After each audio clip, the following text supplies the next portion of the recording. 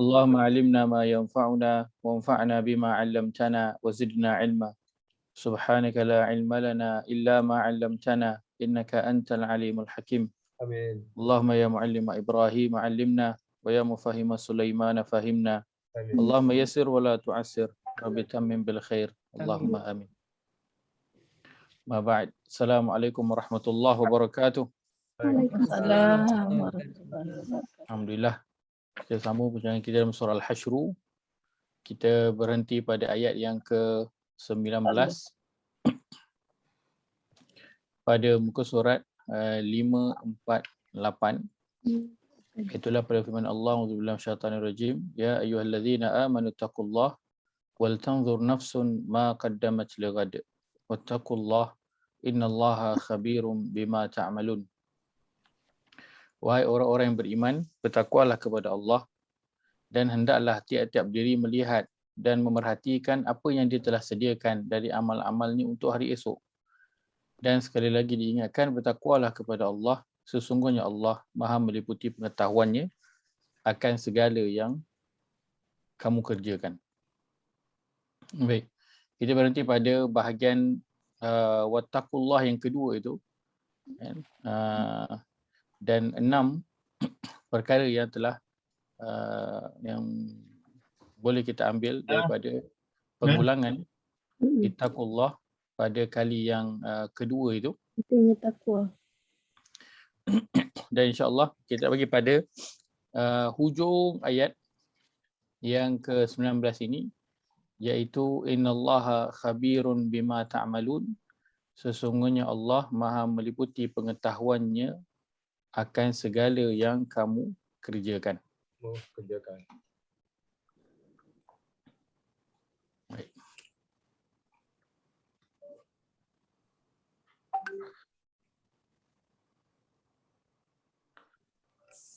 Baik. Soalan yang saya pernah tanya juga sebelum ni, kerana kita pernah jumpa ayat begini juga pada sebelum ini, iaitu pada firman Allah, innallaha khabirun bima ta'malun.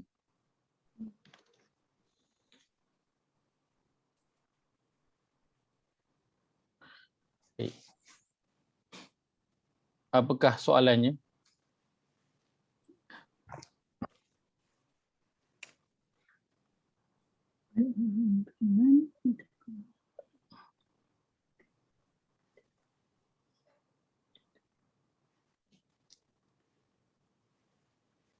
Baik, soalannya ialah dalam Quran kita akan jumpa dua bentuk ni. Innallaha khabirum bima ta'malun dan satu lagi innallaha Bima ta'maluna. bima ta'maluna khabir. Khabir. Ada pernah jumpa ke? Selalu Ustaz ni, selalu Kan? Dah dengar sih. Sudah Ya Allah, sudah sama ada innallah ke ataupun wallah ke, tapi yang penting yang kita nak beri perhatian adalah pada ta'maluna khabir, itu didahulukan dan juga dikebelakangkan. Saya lihat satu contoh dalam surah Al-Baqarah tadi.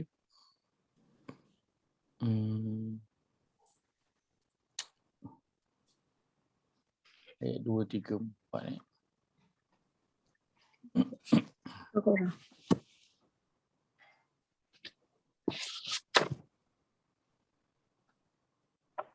Pada ayat 2, 3, 4.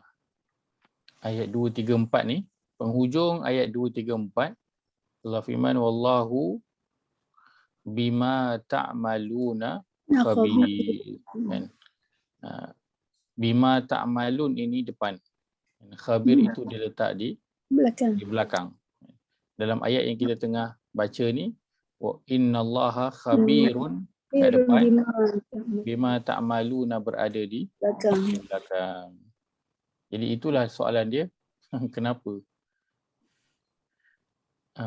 Ada ayat yang diletakkan khabirun dulu, ada ayat yang diletakkan bima ta'maluna terlebih dahulu.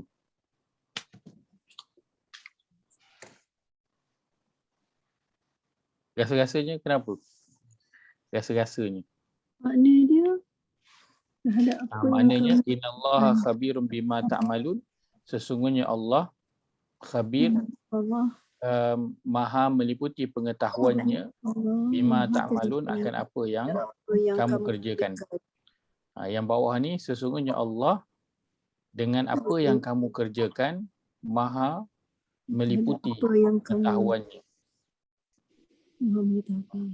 Baik, rasa-rasanya kenapa? Dan Allah terhadap yang kamu lakukan maha mengetahui. Kenapa tak tahu. Tapi makna dia macam sama Ustaz eh? Maknanya sama, betul? Maknanya sama. Memang sama. Terhadap Tak ada apa yang beza pun pada maknanya. Kan, kalau kita tuliskan yang atas ni samalah. Yang bawah ni terjemahannya sesungguhnya Allah dengan segala yang kamu lakukan, kamu kerjakan Amat mengetahui. amat meliputi pengetahuannya. Kan, memang dia sebiji pun. Tak ada apa-apa beza pun. Apa jua yang Ustaz, kamu mungkin yang kedua ni Ustaz. Mhm. Wallahu bima ta'maluna khabir tu dia merujuk kepada individu Ustaz. Itulah nak sebut tadi yang kat atas tu dia refer tu Allah tu maha meliputi pengetahuan dia. Maknanya pengetahuan Allah tu amat luas. luas. Nak buat macam mana pun dia akan tahu apa yang kamu buat. Yang sini sesungguhnya Allah dengan segala yang kamu kerjakan, apa jua yang kamu kerjakan, Allah maha mengetahui. Itulah saya rasa yang kedua ni dia refer kepada individu, yang pertama tu kepada keseluruhan. Yang kedua ni refer kepada individu. Ya. Yang pertama ini refer kepada keseluruhan. Sebab kalau ikut ayat tu, ayat yang kedua tu dia merujuk kepada dalam surah tu, dalam ayat tu dia merujuk kepada isteri yang diceraikan dan dia suruh wanita itu menahan diri sehingga habis iddah sebelum dia sebelum walinya nak mencari suami baru ke apa kan. Jadi semasa tu dia kena sabarlah. So Allah katakan innallaha bima ta'maluna khabir. Jadi Allah Maha meliputi apa yang segala kamu kerjakan. Allah Maha dengan apa yang kamu kerjakan, Allah Maha mengetahui. Baik, menarik.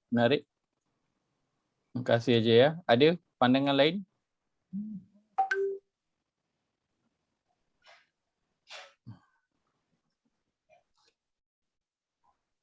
Kan, secara umumnya selalunya para ulama akan kumpulkan ayat-ayat yang ada penutup dia sama, macam ni kan, innallaha khabirun dan juga innallaha bima ta'maluna khabir, dia kumpulkan semua dan dia akan kaji konteks setiap ayat tu. Lepas tu baru boleh dia akan bawa keluar kesimpulan yang dia nampak daripada perbezaan penggunaan penghujung ayat ni. Baik, secara umumnya apabila sesuatu ayat yang diakhiri dengan, kita ambil yang bawah dulu, bima ta'maluna, yang diakhiri dengan bima ta'malun dulu kan, yang ni khabirun dulu.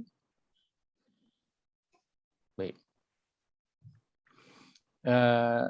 bila sesuatu ayat itu dia didahului dengan bima ta'malun dulu, maksudnya apa? Dalam ayat itu selalunya dia menceritakan mengenai perbuatan manusia, menceritakan mengenai perbuatan manusia dan perbuatan yang zahir yang boleh kita lihat kan.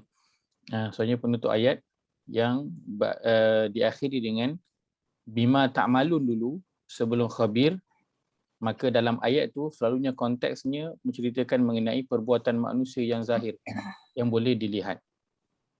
Adapun ayat yang khabirun dulu bima ta'malun dikebelakangkan, maka dalam ayat itu konteksnya selalunya ia menyebut mengenai perbuatan Allah ataupun perbuatan manusia yang tidak boleh dilihat dengan zahir, internal, dalaman punya perbuatan dan perbuatan hati. Maka bila dalam ayat itu cerita tentang perbuatan Allah ataupun cerita tentang perbuatan manusia tapi yang kita tak boleh lihat dengan zahir, maka selalunya ayat itu akan diakhiri dengan khabirun dulu, lepas tu baru bima ta'malun. Kalau ayat tu dicerita tentang perbuatan manusia yang zahir, yang boleh dilihat, maka selalunya ayat itu akan diakhiri dengan bima ta'malun dulu, barulah khabir. Okey. Baik. Maka dalam ayat ni, dan Allah kata, wahai orang beriman, bertakwalah kepada Allah dan hendaklah setiap diri memerhatikan apa yang telah dia telah siapkan untuk hari esok, dan bertakwalah kepada Allah, sesungguhnya Allah khabirun, kan, maha teliti, bima ta'malun, akan segala yang kamu kerjakan. Maksudnya apa? Dalam ayat ni, kan, siapa yang nanti akan perbuat, manusia yang akan buat. Apa perbuatan manusia dalam ayat ni? Iman dan juga takwa kepada Allah Azza wa Jalla. Maka itu perbuatan hati, kan, sampai yang perkataan ittaqullah tu Allah ulang sampai 2 kali. Maka iman dan juga takwa itu adalah pekerjaan dalaman manusia. Yang orang luar tak nampak, orang luar tak tahu yang sebenarnya dia ni beriman ataupun tidak, kan? Imannya banyak mana, dia bertakwa ataupun tidak. Itu semua perbuatan hati yang hanya dia dan Allah sahaja yang tahu. Maka Allah kata dia khabirun, dia amat teliti pengetahuannya, bima ta'malun, akan apa yang kamu kerjakan. Maka banyaknya dalam ayat ini nak fokus pada perbuatan hati, iman dan juga takwa. Dan dalam nak membuat persiapan, kita telah sebutkan, nak buat persiapan untuk hari esok, kan, apa yang nak kena beri perhatian? Kena beri perhatian kepada iman dan juga takwa. Mesti dibuat dalam rangka nak meningkatkan iman dan juga takwa kepada Allah Azza wa Jalla. Maka sebab itu dalam ayat ini Allah sebut innallaha khabirun bima ta'malun. Khabir itu didahulukan daripada bima ta'malun kerana perbuatan dalam ayat ini adalah fokusnya pada perbuatan yang internal, perbuatan yang dalaman manusia. Itu iman dan juga takwa kepada Allah Azza wa Jalla. Baik. Maka ini antara pengajaran yang kita telah sebutkan sama-sama pada awal sebelum kita mula bincang mengenai ayat ini, iaitulah antaranya apa?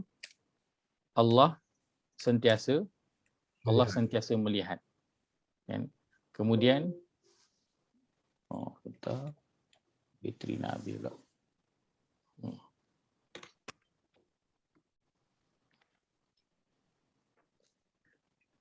Okay.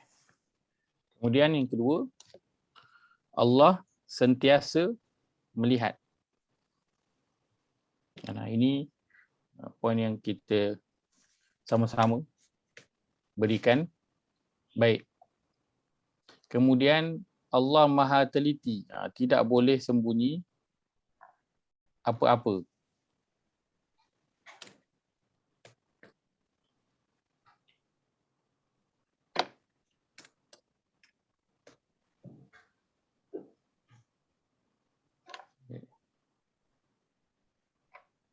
Kemudian ingat kekuasaan Allah. Kita boleh masukkan pada poin yang ini.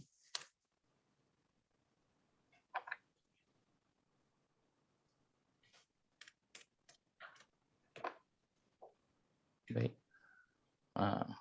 Tinggal baki beberapa poin saja. Allah mengingatkan agar bersiap sedia untuk bekal akhirat. Apa yang dia buat hari ini akan dibalas pada hari akhirat. Baik.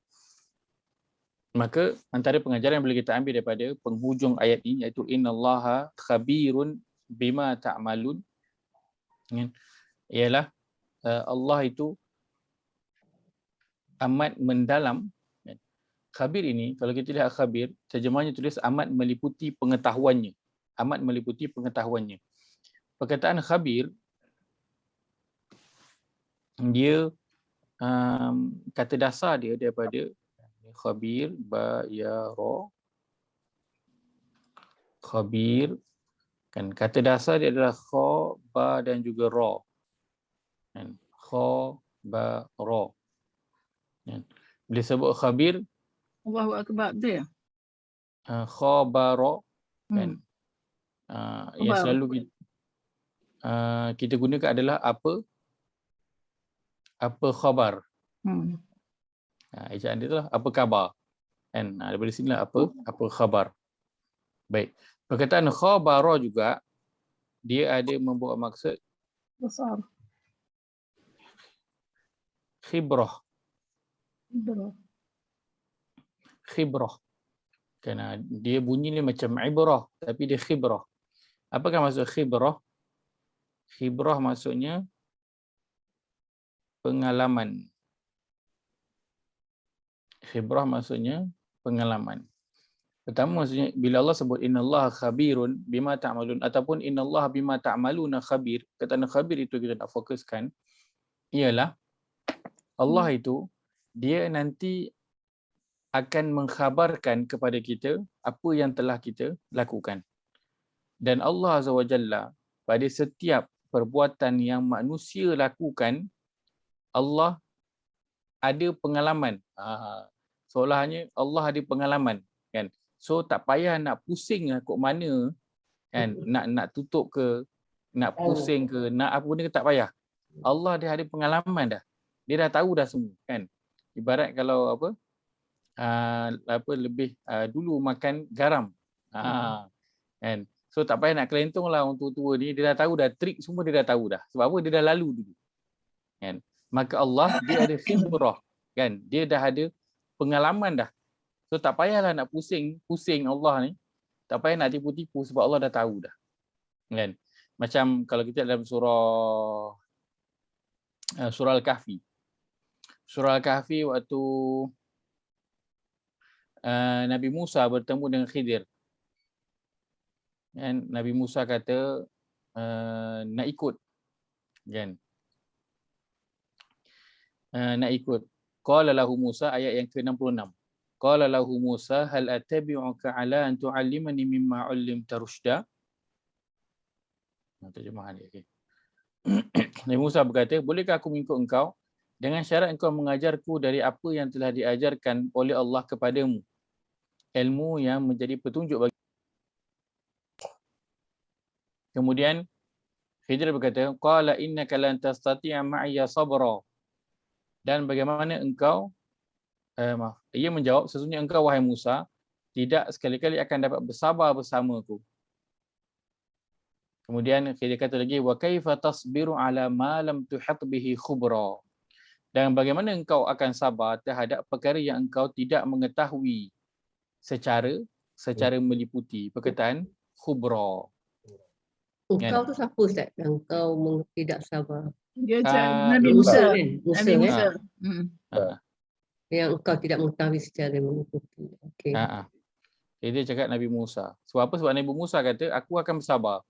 Dia kata, macam mana kau nak sabar tentang satu perkara yang kau tak pernah lalui pun nanti ni. Sebab Nabi Khidir tahu dia akan lalu satu pengalaman yang dia tak pernah lalu. Namun pun belajar, kita selalu belajar perkara yang kita tak tahu. Kan? Dah tahu, kita tak panggil dia belajar, kita panggil dia ulang kaji. Kan? Ataupun kita panggil apa? Latihan pengukuhan. Tapi kalau first time tak tahu, kita akan panggil belajar. Maka Khidir kata, macam mana kau nak sabar? Kau kata kau boleh sabar, sedangkan perkara yang kita nak lalui ni, engkau tak ada pengalaman pun lagi. Engkau tak tahu dan kau tak ada pengalaman pun lagi. Tapi macam mana kau boleh kata engkau akan sabar? Dan digunakan perkataan khubra. So maknanya normal lah Ustaz kalau kita tak sabar. Normal. Normal. Tak sabar tu normal. Dalam belajar, dua perkara yang normal untuk manusia. Yang pertama tak sabar, yang kedua nak cepat pandai. Itu normal. Itu normal. Kan? Maka kalau tak sabar dalam belajar, itu adalah perkara yang lumrah. Kan? Lagi-lagi kalau belajar perkara perkara berkaitan agama lah, lagilah kena kesabaran tu tinggi kan. Okay. Kadang kalau nak belajar ngaji tu kan, kalau boleh nak habis Iqra qiraat tu cepat, nak cepat naik Quran. Kalau dah naik Quran tu nak cepat khatam. Kan, kalau belajar tarabu tu kalau habis nak tarabu khatam habis 30 Quran kan. Sedangkan perkara lain dia boleh sabar. Belajar kat universiti, dia masuk universiti tu 4 tahun, dia tak ada pula kata saya tak nak, saya nak 2 tahun je. Diplomat saya nak setahun je. Tak ada pula. 4 tahun ni kata 4 tahun lah. Kan kalau medik kena 5 tahun, 6 tahun, 5 tahun 6 tahun lah. Tak ada pun kata saya nak cepat. Kan saya bantah. Kan, tak pernah pula. Semuanya elok je. Maka dalam belajar sabar, dan juga dalam ayat ini kita nak highlight adalah perkataan khubra. Yang maksud juga apa? Pengetahuan yang meliputi. Allah akan mengkhabarkan dan pengalaman. Jadi maksudnya apa? Kita sedang berhadapan dengan satu zat yang dia berpengalaman, dia dah tahu dah kita nak satu perkara tu bagaimana sepatutnya berjalan, dan dia dah tahu dah kalau manusia ni nak pusing kat mana, dia tahu dah. Dan innallaha khabirun, dan Allah itu akan mengkhabarkan kepada kita, menunjukkan apa? Itulah menunjukkan ilmu ataupun pengetahuan Allah itu mengetahui, ilmu dan pengetahuan Allah itu meliputi setiap sesuatu. Sebab apa? Macam mana kita nak cakap tentang sesuatu kalau kita tak tahu tentang perkara tersebut? Betul tak? Ya. Kan? Kalau suruh sekarang ni cerita tentang bintang contohnya, kan jenuh apa nak cerita tentang bintang ni. Dan tahu bintang tu di langit berkelip, itu je tahu kan. Tempat yang dekat bandar tak berapa nampak sangat sebab cahaya banyak. Kat kampung jelas boleh nampak kan. Tak banyak boleh tahu. Sebab apa? Kita tak ada pengetahuan. Jadi tak boleh nak cerita. Tapi Allah dia kata dia khabir. Dia maha mengetahui, dia boleh mengkhabarkan kepada kita tentang apa yang kita kerjakan. Kita tak payah cerita ke Allah apa yang kita buat. Allah sendiri akan cerita kat kita apa yang telah kita buat. Padahal kita sendiri pun ingat tak apa yang kita dah buat minggu lepas pada jam 9.27 malam. Pada hari, bukan kalau hari Selasa ingatlah kan. Samalah kita kat sini. Pada hari Khamis lepas. Ingat tak ingat kan. Hari ini hari Selasa, hari Sabtu. Kan sarapan apa? Ingat tak hari Sabtu itu sarapan apa? Kita dah tak ingat dah. Tapi Allah dia boleh bagi tahu kita. Hari Sabtu tu kau makan apa? Kau beli kat kedai mana? Dan boleh bagi tahu. Sebab apa dia? Pengetahuan yang meliputi, dia sendiri akan bagi tahu kepada kita apa yang kita lakukan. Tak perlu kita cerita kepada Allah apa yang telah kita lakukan. Sebab itu antara poin yang diberikan pun adalah Allah Maha teliti, tak boleh sembunyi apa-apa. Kenapa? Allah itu khabir. Dia tahu, dia sendiri akan bagi tahu kita, dan dia ada pengalaman apa yang kita lakukan ini. Baik. Itu ayat yang ke-19, kita nak bagi itu ayat yang ke-18, maaf. Kita nak bagi pada ayat yang ke-19. Ayat ke-19 kita nak baca dulu ayat ke-19 ni. Ustaz, sebelum tu, Ya saya. sebelum habis kita minggu lepas, Ustaz kata Ustaz nak bincang tentang Islam versus iman versus takwa tu dalam ayat 19 ni kah?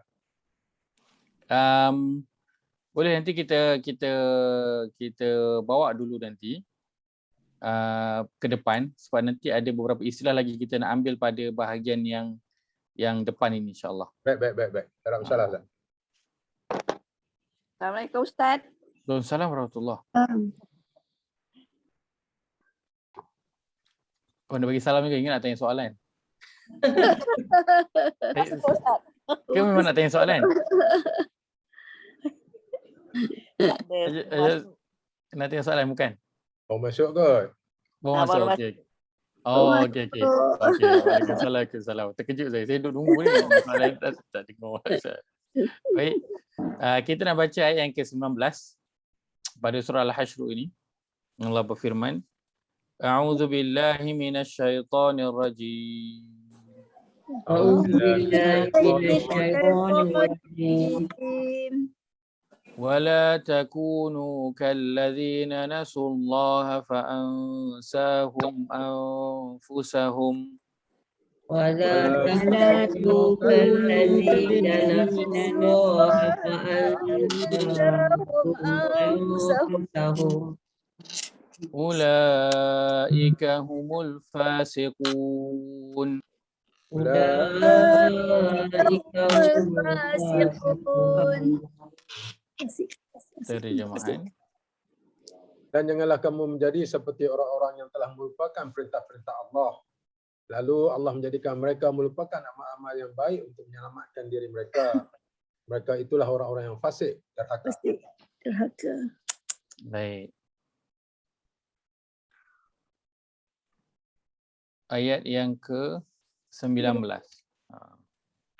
Kita baca sekali lalu ni, apa poin ataupun pengajaran yang boleh kita ambil daripada ayat yang ke-19 ini. Silakan. Janganlah kamu menjadi orang yang melupakan perintah Allah. Jangan lupa perintah Allah. Okey. Baik. Kalau kamu lupakan, dia pun akan lupakan kamu. Kalau, Ayat 14. Rasa jadah. kalau lupa Allah, Betul tak kan? Read and home Bukan. kamu. Azuku nasina bima nasina tum. Jadi kita boleh tengok Ikut ayat ayat umikum. rujukan lagi. Masya-Allah. Inna nasinakum tu.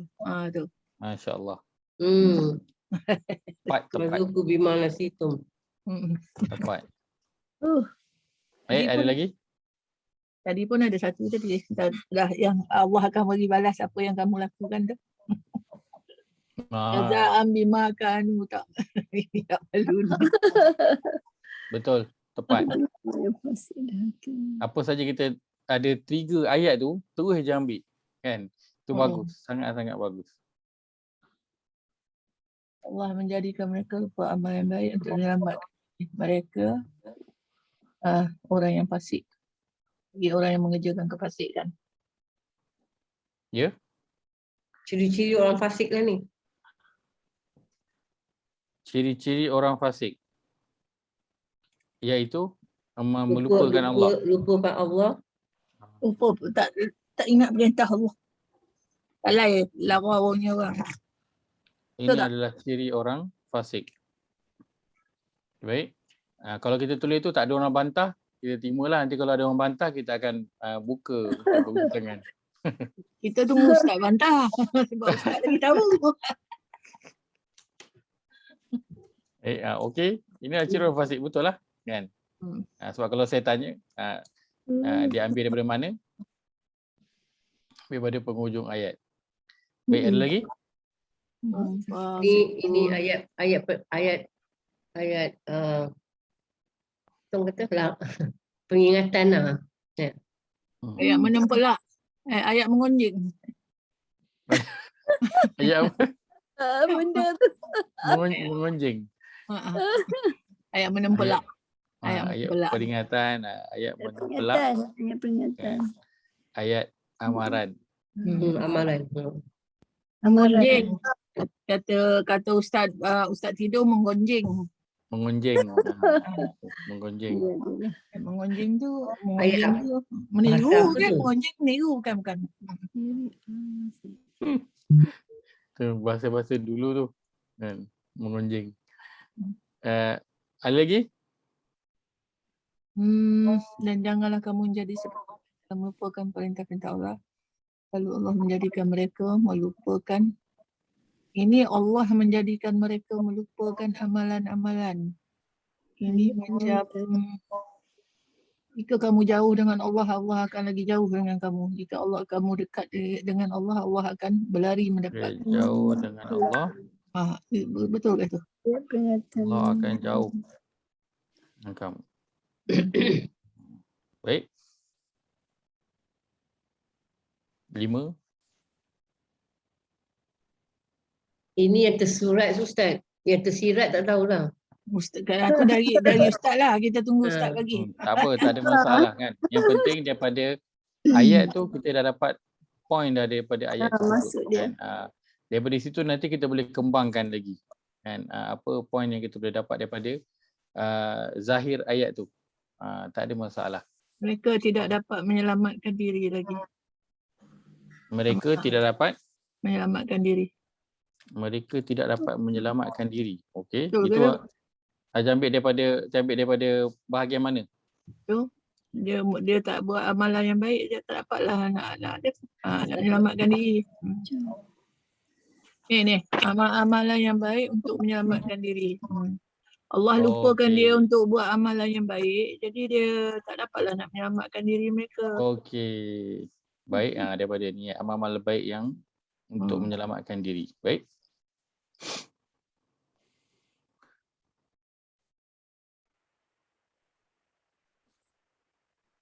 Lagi ada?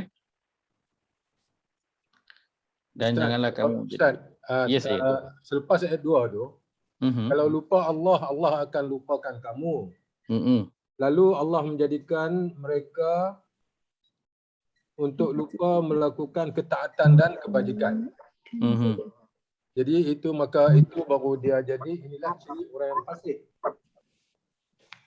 Bukan begitu Ustaz? Maksudnya mereka jadi orang yang fasik kerana Maksudnya apabila kalau kita lupa Allah, Allah akan lupakan kita. Jadi Allah melupakan kita daripada melakukan ketaatan dan kebajikan. baik. Jadi maknanya itulah amal-amal yang baik untuk menyelamatkan diri kita tu kan. Betul. So jadi apabila kita lupa nak buat amal-amal nak melakukan ketaatan dan kebajikan kepada Allah, maka itulah kita menjadi orang yang fasik tu tadi. Okey. Baik. Menarik. Orang yang fasik.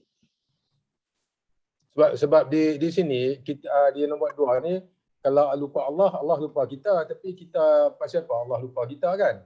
Allah lupa kita sebab kita tak Allah lupakan kita daripada melakukan ketaatan dan kebajikan untuk diri kita, maka kita akan menjadi orang yang fasik.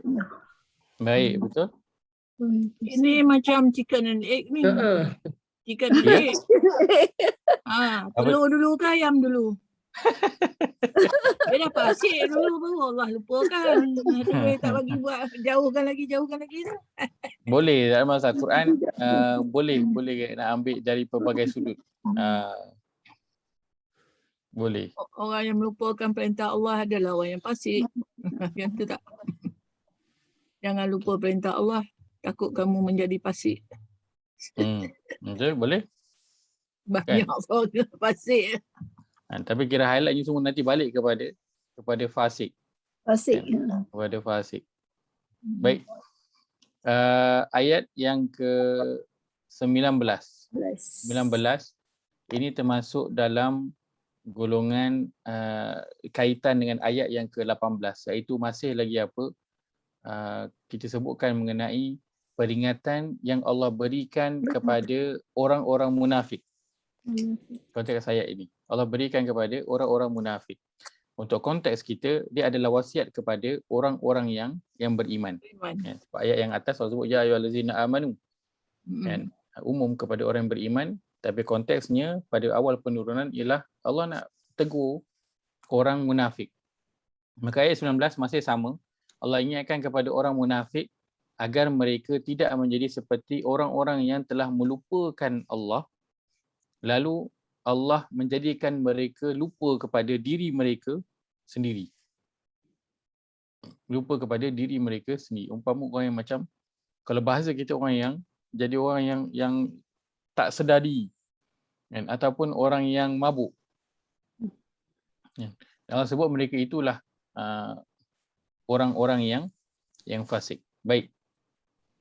Pertamanya kita nak melihat, saya kira highlight pada ayat ini adalah pada perkataan Masuk. perkataan nasu. Pada perkataan lupa ni. Nasin. Highlightnya adalah pada perkataan lupa. Highlight untuk ayat ni. Baik. Maka kita nak lihat kepada saya nak highlightkan 3 Nasu fa'ansa. kelupaan yang membinasakan. Kelupaan yang membinasakan. Baik. 3 kelupaan yang membinasakan. Maksudnya apa? Sebab dalam ayat ini Allah sebut mereka itu lupa kepada Allah, lalu Allah buat mereka lupa kepada diri sendiri dan akhirnya mereka menjadi orang yang fasik.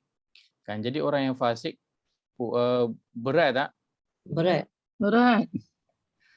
Ni nak kena tanya Ajar Nuria. Ajar Nuria dengar al-fasikun.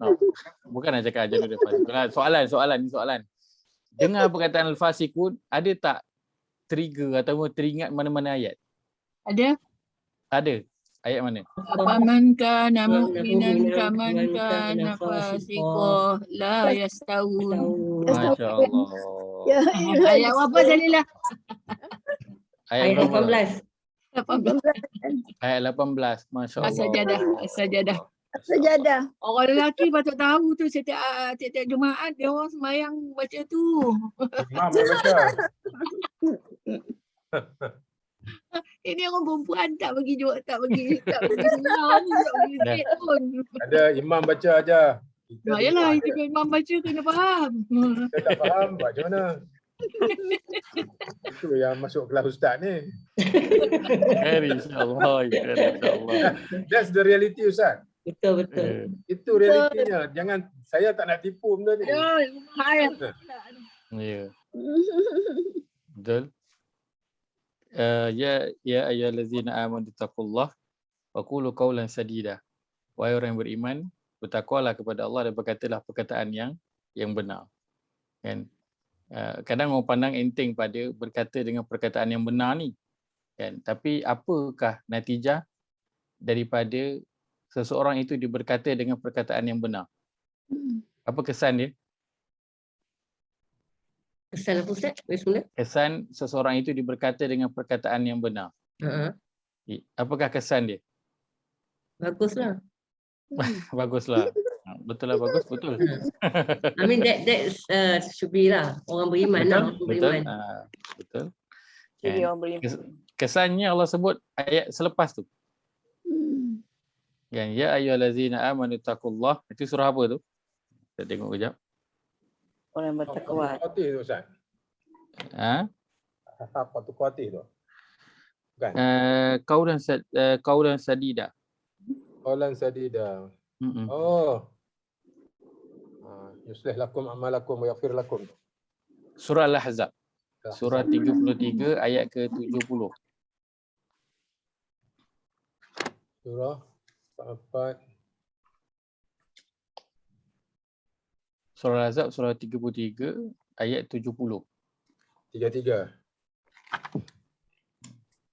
Allah firman, a'udzubillahi minasyaitonir rajim, ya ayyuhallazina amanu taqullah wa qulu qawlan sadida yuslih lakum a'malakum wa yaghfir lakum dhunubakum wa may yuti'illaha wa rasulahu faqad faza fawzan azima. Wahai orang yang beriman, ayat ke berapa? Ayat ke-70. Bertakwalah kepada Allah dan katalah perkataan yang tepat, benar dalam segala perkara. Kesannya apa? Supaya ia memberi taufik dengan menjayakan amal-amal kamu dan mengampunkan dosa-dosa kamu. Kesan perkataan yang benar ialah Allah akan bantu orang tu untuk perbaiki amalan dia, apa yang dia kurang. Kan? Contoh, kita berkata benar, memang saya ni tak faham Quran. Apa kesan dia? Allah nanti akan perbaiki amalan kita. Quran kita Allah akan baiki insya-Allah. Dan kalau kata kita tak sempat nak baiki Quran kita, kan? Dan akhirnya kita mati sebelum sempat baiki, maka apa yang Allah akan lakukan? Yaghfir lakum dzunubakum. Allah akan ampunkan kekurangan kita dalam amalan. Tapi keyword dia apa? Bertakwa kepada Allah dan berkata perkataan yang tepat, perkataan yang benar. Kadang payah nak cakap benar ni, kan? Dalam konteks ni berkata benar ni kepada Allah ke atau kita sama manusia? Sama manusia. Kita ikhlas dengan Allah lah. Allah Berkata tepat kepada manusia pertamanya, sebab kalau kita cerita tentang Allah, kan, Allah kita tak perlulah nak tipu pun, kan. Kita tak berkata-kata, kita tak zahirkan perkataan dalam hati pun Allah akan tahu. Ya, Ini itulah. perkataan towards orang lain, sesama kita, manusia, kan.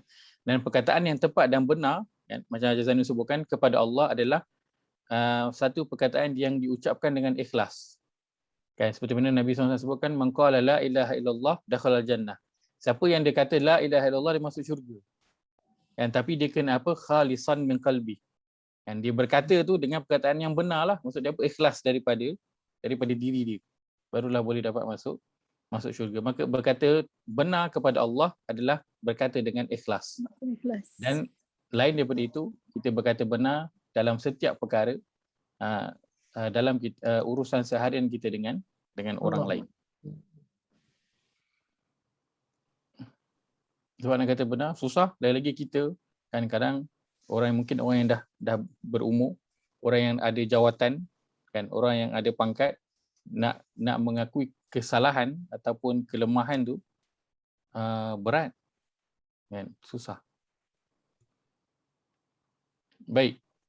Kenapa kita bawa yang ni saya pun tak terlupa. Macam mana tadi tu sebab Haji Ayah sebut, dia bagi tahu dia memang dia tak faham pun imam baca apa. Dia kata dia memang terus terang, dia kata dia tak faham imam baca apa, dia kata that's the reality, kan. So untuk orang nak mengaku memang dia tak faham, yang memang dia tak tahu, susah, kan. Lagi macam saya, kan, orang tanya saya soalan contohnya, kan, untuk orang yang nak kata tak tahu, kan, kadang orang rasa berat. Sebab apa? Nanti murid akan pandang rendah. Ustaz soalan tu pun tak tahu, kan. Ustaz lain boleh jawab, ustaz tak boleh jawab pula, kan. Dia nak berkata saya tak tahu, itu satu cabaran sebenarnya. Sebab itu Allah puji orang yang berkata dengan perkataan yang benar. Orang beriman. Beriman, insya-Allah. Ya, bukan. Dah kita Ustaz, surah tu kita hafal. Hafal tak ada masalah Ustaz. Kita hafal saja. Bila imam baca kita boleh ikut, kan. Kita tahu imam baca sakit nak keluar apa kita tahu. Tapi banyak tu je lah. Cumanya kita harap as time goes on, kan. Ustaz ajar sikit, sana ambil sikit, sana ambil sikit. Lama-lama kita dapatlah peace in together, kan, apa sebenarnya. Insya-Allah. Itulah harapan pun. Betul. Kalau sempat lah. Kalau insya-Allah. Insya-Allah. Ya, Haji Nuria dah boleh dah, kan. Sebut je pak keluar. Pak keluar, kan. Level lain Ustaz. Dia level lain. Bukan I seorang. Haji Ayah ramai dalam grup ni. Bukan I seorang. Oh, itulah. Dia diam je. Tak, Haji, geng-geng Hajah semua tera-tera. Geng saya lah. Tak semestinya. Dia setakat tu je lah. Bahagian masing-masing lah, tak apalah. Tapi paling tidak kita tahulah boleh buat, kan. InsyaAllah boleh. Dan bukan satu perkara yang mustahil lah. Walaupun mungkin dah berusia dan sebagainya, kan. Kadang kita rasa dah berusia dan kita bimbang tak sempat, buat kita rasa lemah, tapi insya-Allah mana yang mampu lah. Boleh, insya-Allah. Baik. 3 kelupaan yang membinasakan. Kenapa disebut membinasakan? Kerana kalau Allah highlight satu perkara itu dalam Quran, maka ia satu perkara yang penting. Maka bila dalam ayat ini Allah highlight tentang lupa, maksudnya apa? Seorang tu dia lupakan Allah, maka penting untuk diberi perhatian. Kenapa? Kerana ada rupanya lupa yang memberi kesan buruk, membawa akibat yang buruk kepada seseorang. Baik, yang pertama ialah Ustaz, macam mana bila dapat nombor 3 ni datang dari mana Ustaz? Ini saya lah yang bagi. Ya? Saya. Ni saya punya point. Yang kedua, 1, 2 mana?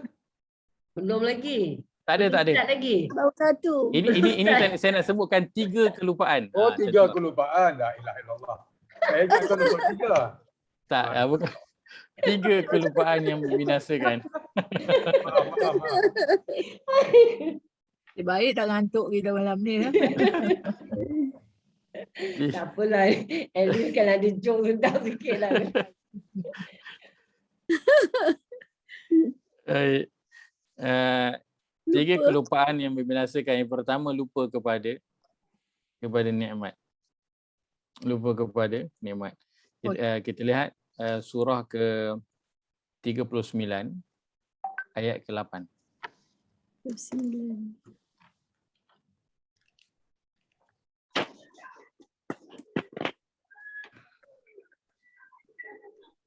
Pada muka surat 459. 459. 459. Surah Az-Zumar. Azumar. Surah ke-39 ayat yang ke-8. 8. Baik, Allah berfirman. 459. Muka surat 459. A'udzu billahi minasyaitonir rajim.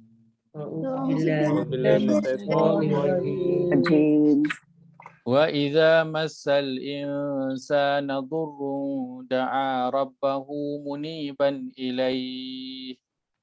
وإذا مس الإنسان ضر دعا ربه منيبا إليه ثم إذا خوله نعمة منه نسي ما كان يدعو إليه من قبل ثم إذا خوله نعمة منه نسي ما كان يدعو إليه من قبل وجعل لله أندادا ليضل عن سبيله وجعل لله أندادا ليضل عن سبيله قل تمتع بكفرك قليلا قليلا إنك من أصحاب النار إنك من أصحاب النار. Terjemahan. Dan apabila manusia disentuh oleh sesuatu bahaya, ia segera berdoa kepada Tuhannya dengan keadaan rujuk kembali bertobat kepadanya. Kemudian apabila Allah memberikannya sesuatu nikmat sebagai kurnia daripadanya, lupalah ia segala bahaya yang menyebabkannya merayu kepada Allah sebelum itu. Dan ia pula menjadikan sekutu-sekutu bagi Allah untuk menyesatkan dirinya dan orang lain dari jalan Allah. Katakanlah kepadanya, bersenang-senanglah engkau dengan kekufuranmu itu bagi sementara. Sesungguhnya engkau dari penduduk neraka. Maka dalam ayat Allah sebutkan mengenai al-insan, manusia yang apabila kena bahaya, dia bersungguh-sungguh bersegera berdoa kepada Allah SWT, bertaubat kepada Allah. Tapi bila Allah berikan kepada dia nikmat, Allah keluarkan dia daripada masalah yang sedang dia hadapi, apa yang terjadi kepada dia? Lupa. Lupalah. Nasia dia lupa. Itu dah satu hal. Tapi Allah sifatkan sebagai nasia maka yad'u ilaihi min qabl. Dia lupa tu Yang dia berdoa sebelum tu. seolah-olah macam sebelum tu tak pernah berdoa pun ke Allah, macam tak pernah minta pun. Macam tak kenal lah. Memang tak kenal. Macam apa? Lepaskan anjing yang tersepit. Kita dah tolong dia, kan? Jumpa, dia buat macam tak kenal dah kita. Selisih buat tak tahu je, pandang ke tempat lain. Buat lupa. Dan ini situasi yang Allah highlightkan mengenai sebahagian manusia yang dalam kehidupannya berdepan dengan ujian dan juga musibah. Maka apa yang dilakukan ketika itu, secara normalnya manusia bila berdepan dengan masalah mesti cari Allah. Waktu tu akan solat, waktu tu akan berdoa, bersungguh-sungguh, kan, keluar air mata. Tapi bila Allah keluarkan dia daripada masalah tu, apa yang dia lakukan? Dia balik macam cara dia yang sebelum kena musibah ataupun ujian tu. Dia lupa balik kepada Allah, hilang dia punya solat on time dia hilang, kan? Zikir dia hilang, bacaan Quran dia hilang. Sebab apa? Hidup dia dah balik macam biasa balik. Dah balik macam biasa. Maka dia nasiya ma kana yad'u ilaihi min qabl. Dia lupa kepada Allah, seolah macam dia tak pernah pun berurusan dengan Allah, tak kenal. Kan, tak kenal. Dia jadi macam siapa? Macam tanggang. Kan? Jumpa mak dia balik tak kenal. Kan? Seolah macam memang bukan anak mak dia. Begitu. Kan? Macam antaranya yang kita lihat, yang saya pernah sebutkan sebelum ini, kita mungkin bila dululah kan, bila anak kita nak exam, kan, buat apa? Kita pun buatkanlah baca Yasin, kita buatkan solat hajat, berdoa dan sebagainya. Habis anak exam, mana pergi? Hilang semua tu. Tak ada dah ajak anak sekali solat ke, ajak anak sekali sambung baca Quran, baca Yasin ke, tak ada. Hilang. Sebab apa? Exam dah habis. Ataupun result dah dapat. Kan? Sebelum dapat result, baik balik doa betul-betul, solat hajat, minta sebagainya. Dapat result, apa jadi? Hilang semua. Doa kepada Allah, bacaan Quran, hilang semua. Sebab apa? Dah dapat dah apa yang dia nak. Begitulah keadaan manusia dengan Allah Azza wa Jalla. Bila berhadapan saja dengan durrun, Allah sebut wa idza massal insana dur. Dia disentuh sedikit, bau kena sikit je. Kan? Masa tu sentuh kan. Dia macam sentuh macam kita, sentuh macam tu. Kan? Kalau dalam mazhab Syafi'i kan, sentuh suami isteri batal. Perkataan dia gunakan apa? Massa. Maksudnya sentuh. Dia bukan pegang, dia hanya sentuh saja. So bahaya tu bukan bahaya yang besar, bukan bahaya yang dah menimpa. Kadang baru je nak terkena. Dah dia berdoa, bertaubat kepada Allah, Allah makbulkan, Allah terima, Allah bagi apa yang diminta, akhirnya apa dia? Lupa kepada Allah Azza wa Jalla.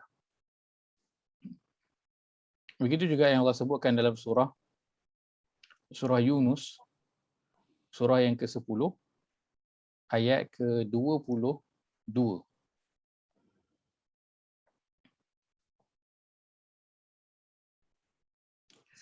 Muka surat 211. Muka surat 211, surah Yunus, surah yang ke-10, ayat 22, ayat 23. Allah berfirman, A'udzu billahi minasyaitonir rajim. أعوذ بالله من الشيطان الرجيم هو الذي يسيركم في البر والبحر هو الذي الذي يسيركم في في البر البر والبحر حتى إذا كنتم في الفلك وجرين بهم بريح طيبة وفرحوا بها حتى إذا إذا كنتم في الفلك وجرين بهم بريح طيبة وفرحوا بها جاءتها ريح عاصف وجاءهم الموج من كل مكان وفرحوا بها وجاءهم الموت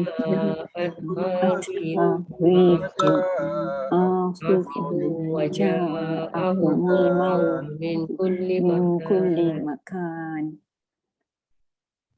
وظنوا أنهم أحيط بهم دعوا الله مخلصين له الدين وظنوا أنهم أحيط بهم دعوا الله مخلصين له الدين لئن أنجيتنا من هذه لنكونن من الشاكرين لئن أنجيتنا من هذه لنكونن من الشاكرين فلما أنجاهم إذا هم يبغون في الأرض بغير الحق فلما فلما جاءهم أنجاهم إذا يبغون هم في الأرض يبغون بغير في الحق. الأرض بغير الحق. يا أيها الناس إنما بغيكم على أنفسكم يا أيها الناس إنما إنما بغيكم على يغيكم على أنفسكم أنفسكم متاع الحياة الدنيا متاع متاع الحياة الحياة الدنيا الدنيا ثم إلينا مرجعكم فننبئكم بما كنتم تعملون ثم ثم إلينا إلينا مرجعكم بما بما كنتم كنتم تعملون. تعملون. Terjemahan. Dialah yang menjalankan kamu di darat dan di laut dengan diberi kemudahan menggunakan berbagai jenis kenderaan. Sehingga apabila kamu berada di dalam bahtera dan bahtera itu pula bergerak laju membawa penumpang-penumpangnya dengan tiupan angin yang baik dan mereka pun bersuka cita dengannya. Tiba-tiba datanglah kepadanya angin ribut yang kencang dan mereka pula didatangi ombak menimpa dari segala penjuru. Serta mereka percaya bahawa mereka diliputi oleh bahaya. Pada saat itu mereka semua berdoa kepada Allah dengan mengikhlaskan kepercayaan mereka kepadanya semata-mata sambil merayu dan berkata, demi sesungguhnya jika engkau ya Allah selamatkan kami dari bahaya ini, kami tetap menjadi orang-orang yang bersyukur. Kemudian bila saja Allah selamatkan mereka, mereka dengan serta-merta merebakkan perbuatan derhaka di bumi dengan tidak ada sebarang alasan yang benar. Wahai manusia, sesungguhnya perbuatan kamu menderhaka itu hanyalah bala bencana terhadap diri kamu sendiri. Dengan itu kamu hanya dapat merasai kesenangan hidup di dunia bagi sementara. Kemudian kepada kamilah tempat kembalinya kamu. Maka kami akan memberitahu apa yang kamu telah lakukan. Baik. Ringkasannya ialah bila seorang itu ada masalah, dia pun sebut, ya Allah, tolonglah aku, ya Allah. Kalau kau bagi aku selesaikan masalah ni, ya Allah, aku janji aku jadi baik. Kesimpulannya begitu. Bila Allah selesaikan masalah dia, Allah keluarkan dia daripada ujian itu, hilang semua janji-janji dia yang nak jadi baik, yang nak berubah, yang tak nak buat itu dan juga ini. Baik. Nah ini itu dalam hadis Nabi sallallahu alaihi wasallam bersabda, man sarrahu an yastajib Allah lahu 'inda asyada'idi wal karbi falyukthirid du'a fir raha.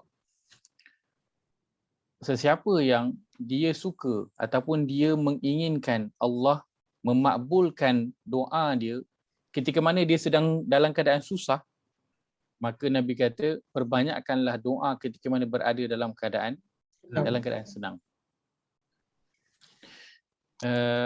Kenapa? Kerana kalau seseorang itu melupakan Allah, nanti Allah akan lupakan dia.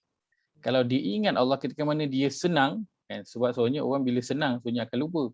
Macam dalam dua ayat yang kita bacakan tadi, ketika masalah bersungguh-sungguh berdoa, bertaubat kepada Allah, Allah keluarkan dia daripada musibah, nasiya, lupa, macam tak pernah berdoa kepada Allah. Oleh itu Nabi kata siapa yang nak Allah memakbulkan doa dia ketika dia betul-betul dalam keadaan yang susah, maka dia kena ingat kepada Allah, kena banyak berdoa kepada Allah ketika mana dia berada dalam keadaan yang senang. Itu dia punya formula dia. Baik. Maka pertama poin yang kita sebutkan ialah lupa kepada nikmat yang membawa kepada kebinasaan. Baik, yang kedua,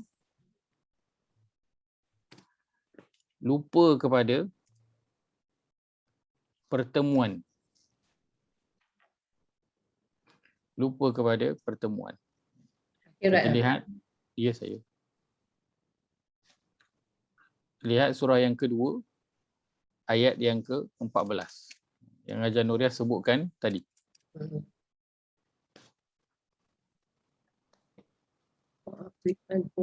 Yang last kita 30 pun. Ha? Ayat 30, ayat 29. Daripada surah mana? Ada. Baik. Tadi ayat yang ke-14. Ayat 30 ayat 29. Sebab Allah suruh lupakan dia kan. Nak cakap dengan Nabi Muhammad suruh lupakan orang-orang yang kafir ni. Ayat 29 dan 30. Okey. Fa'arid anhum wantazir. Suruh tinggalkan, betul? Dan berpaling. Baik, ayat yang ke-14 surah Sajdah. Muka surah 416. Allah berfirman, A'udzu billahi minasyaitonir rajim. A'udzubillahi minasyaitonir rajim. فذوقوا بما نسيتم لقاء يومكم هذا إنا نسيناكم Fadhuku bima nasitum yawmikum hadha nasinakum. وذوقوا عذاب الخلد بما كنتم تعملون Wadhuku adzabal khuldi bima kuntum ta'malun. Terjemahan,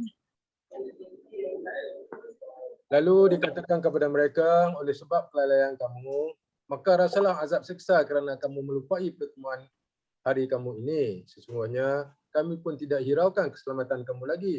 Dan dengan yang demikian rasalah azab yang kekal dengan sebab apa yang kamu telah kerjakan. baik.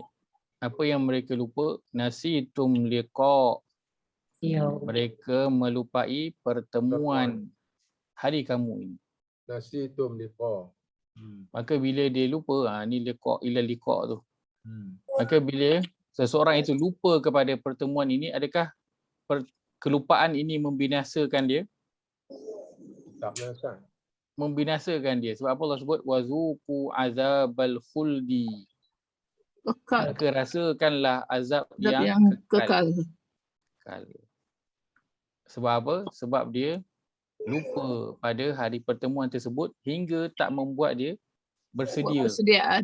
tentang hari tersebut. Ustaz dekat sini pun tulis tak malu ni Ustaz kan? Yang kamu kerjakan. Bima Bima kuntum kuntum tak perlu. ta'mal. Betul? Tadi Azab al-khudi. Bima Tadi pun kuntum sama. ta'mal. Baik. Maka ini kelupaan yang kedua, iaitu lupa kepada pertemuan. Pertemuan. Baik, yang ketiga, dilupa kepada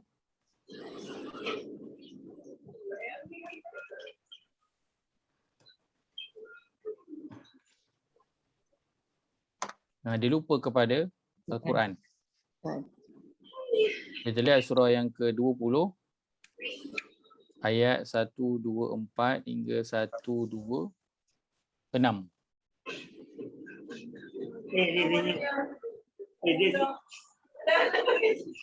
Surah ke-20 ayat 124 126. Surah 20, surah apa? Surah Ni tak Taha. hafal ni. Surah Taha. Muka surat 320. Muka surat 320 surah Taha, surah ke-20 ayat 124 126. Ya Allah berfirman, A'udzu billahi minasyaitonir rajim. A'udzubillahi minasyaitonir rajim.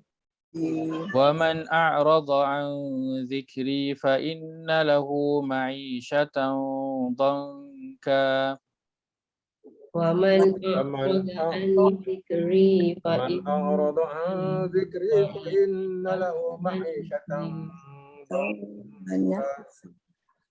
ونحشره يوم القيامة أعمى nahsyuruhu yawmal qiyamati a'ma. قال رب لم حشرتني أعمى وقد كنت بصيرا Qala rabbi lima hasyartani a'ma wa qad kuntu basira. قال كذلك أتتك آياتنا فنسيتها وكذلك اليوم تنسى Qala وكذلك أتتك آياتنا فنسيتها وكذلك اليوم Wakadzalika yauma tunsa. Terjemahan. Maka 124 Sat. 124. Dan sesiapa yang berpaling ingkar dari ingatan dan petunjukku, maka sesungguhnya adalah baginya kehidupan yang sempit dan kami akan himpunkan dia pada hari kiamat dalam keadaan buta. Ia berkata, wahai Tuhanku, mengapa engkau himpunkan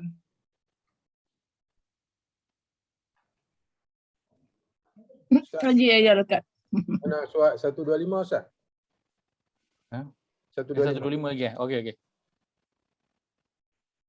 Oh, ia berkata, wahai Tuhanku, mengapa engkau himpunkan daku dalam keadaan buta padahal aku dahulu melihat? Allah berfirman, demikianlah keadaannya, telah datang ayat-ayat keterangan kami kepadamu, lalu engkau melupakan serta meninggalkannya, dan demikianlah engkau pada hari ini dilupakan serta ditinggalkan. Okay. Maka lupa kepada Al-Quran itu juga membawa kepada kebinasaan. Walaupun jika dilihat ketika di dunia ini orang yang mungkin tidak memberi masa dan juga perhatian kepada Quran ini nampak macam lebih mudah, kan? Mengaji dan tak mengaji, mana lebih rasa senang? Tak mengaji lah, kan? Nak masuk kelas tadabbur dengan tak masuk kelas tadabbur, mana lagi rasa senang? Tak masuk kelas lah, kan? Sudah semestinya, tak payah buat apa, kan? Tak payah fikir, kan? Hafal Quran dengan tak hafal, mana lagi senang? Tak payah hafal lah, lagi senang, kan? Nampak macam seolah macam nikmat, senang, tapi sebenarnya itu Allah sedang melupakan dia, dan dia senang itu hanya sekejap saja. Bagi dia senang, tapi dia hanya sekejap saja ketika di dunia. Nanti di akhirat dia akan menempuh satu tempoh masa susah yang sangat lama. Sebab apa? Sebab dia lupa kepada Quran. Bukan dia hafal lepas tu dia lupa, kan? Bukan, tapi dia tak bagi perhatian. Dia tidak mengendahkan Al-Quran. Maka bila dia lupa kepada Quran, maka di akhirat nanti Allah juga akan lupa kepada dia. Dan bila di akhirat, kalaulah Allah lupa kepada dia, siapa lagi yang nak ingat kat dia? Tak ada siapa lagi lah. Dia tengah terkapai-kapai dalam peluh dia nanti di padang mahsyar, lemas, kan? Allah lupa nak tolong. Siapa lagi boleh tolong? Tak ada siapa boleh tolong. Dia terhuyung-hayang berjalan di atas titian sirat, akhirnya nak jatuh. Allah buat lupa, buat tak nampak. Siapa lagi yang boleh nak tolong dia? Tak ada siapa yang boleh nak tolong dia. Sebabnya apa? Sebabnya ketika di dunia dilupakan kata-kata Allah, iaitu Al-Quran, kan? Tapi bila di akhirat, kenapa pula Allah nak kena ingat dekat dia? Kita kalau kita dah tolong orang, lepas tu orang tu lupa, kan? Dah pinjam duit, buat lupa. Dia datang pinjam lagi, nak bagi tak? Memang tak bagi lah. Memang tak bagi. Bukan dia datang minta pinjam, dia telefon pun memang tak angkatnya. Memang tak angkatnya. Dan dia mesej tu, kan, baca pun tak. Kadang bagi blue tick je, memang tak reply. Sebab apa? Sebab dulu kali pertama dia dah buat lupa dia punya hutang. Nak bagi lagi memang tak ada. Maka kalau seorang itu dia melupakan perkataan Allah ketika dunia, apa sebab pula Allah nak kena ingat nanti kepada dia ketika di akhirat? Tak ada sebab.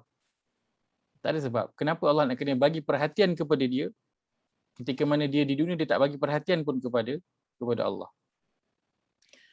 Inilah dia 3 kelupaan yang membinasakan manusia. Dan kelupaan ini, kan, penyebabnya adalah kenapa? Kerana manusia itu berada dalam keadaan, ini surah Al-Anbiya ni, ayat yang pertama, berada dalam keadaan ghaflah, berada dalam keadaan lalai ataupun lara ataupun leka.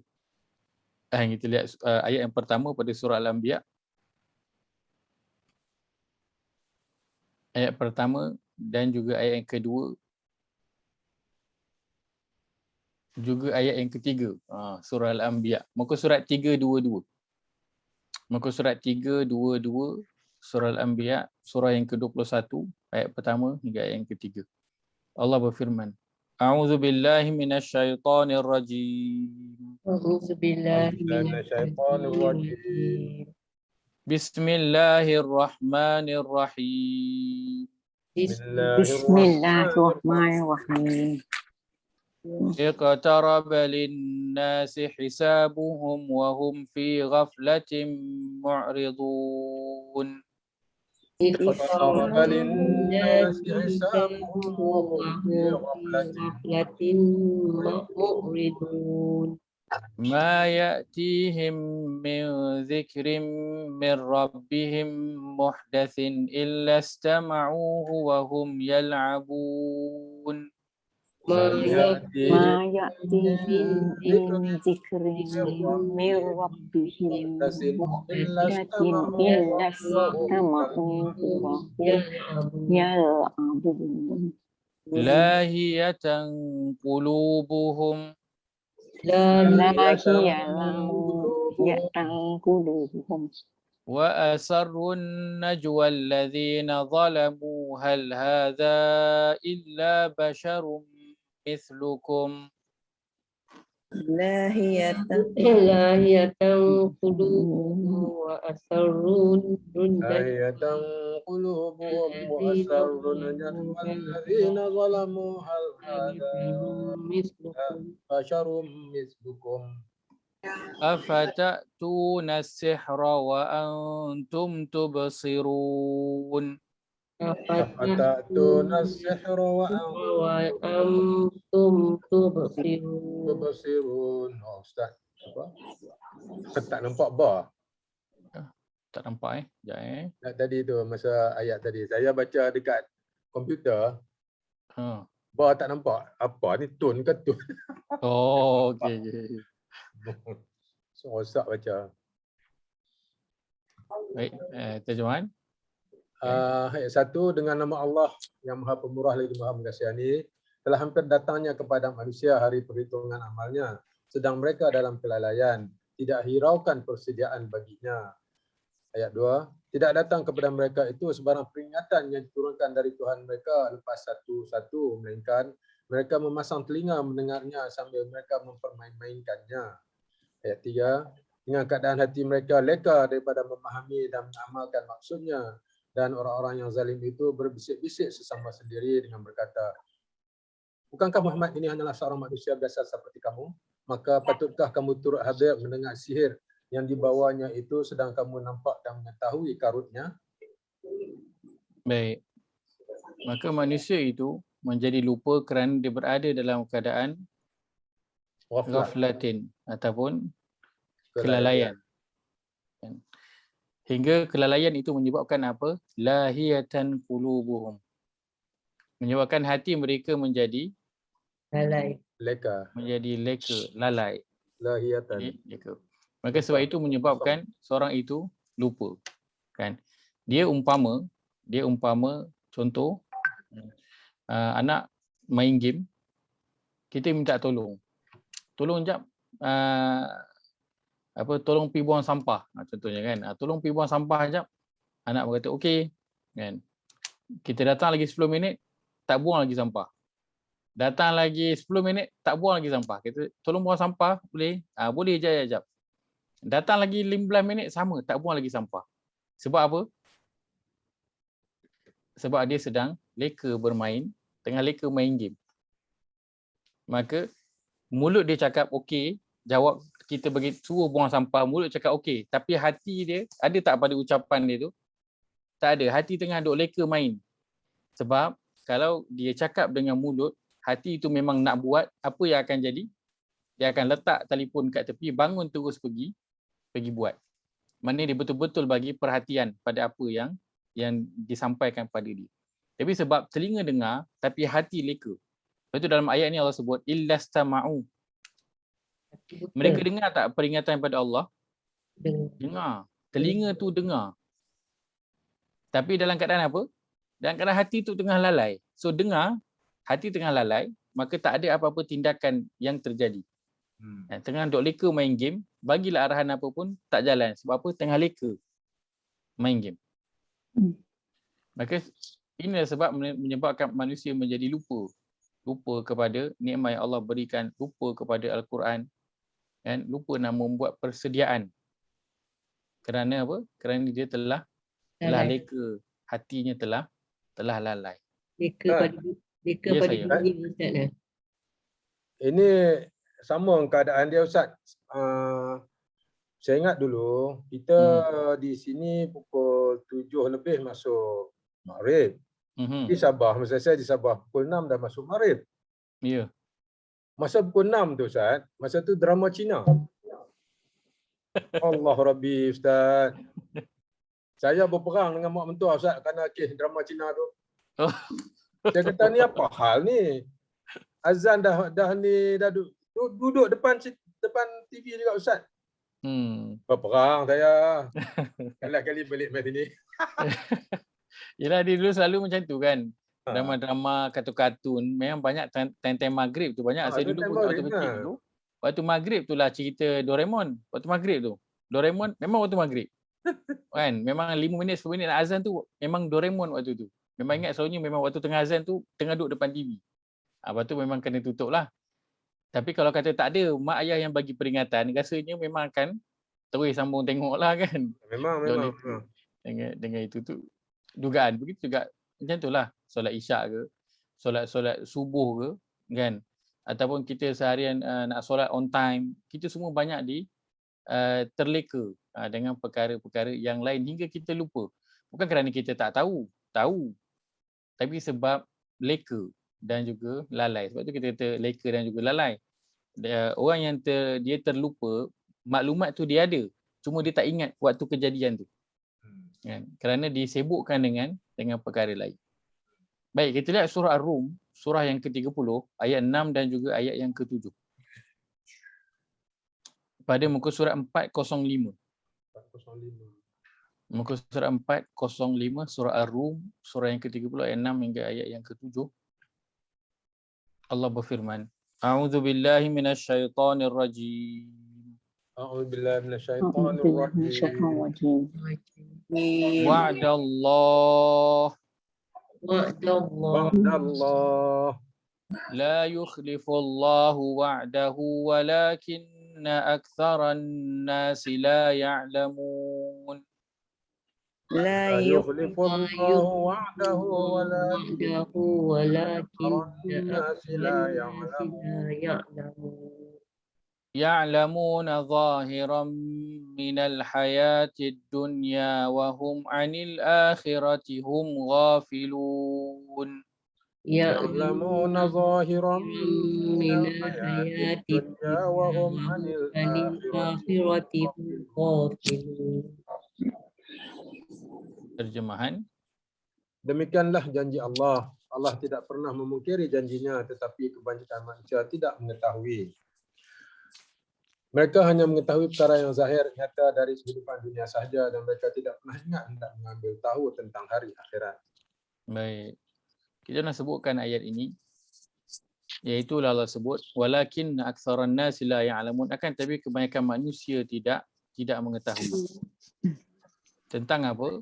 Tentang janji Allah itu di akhirat.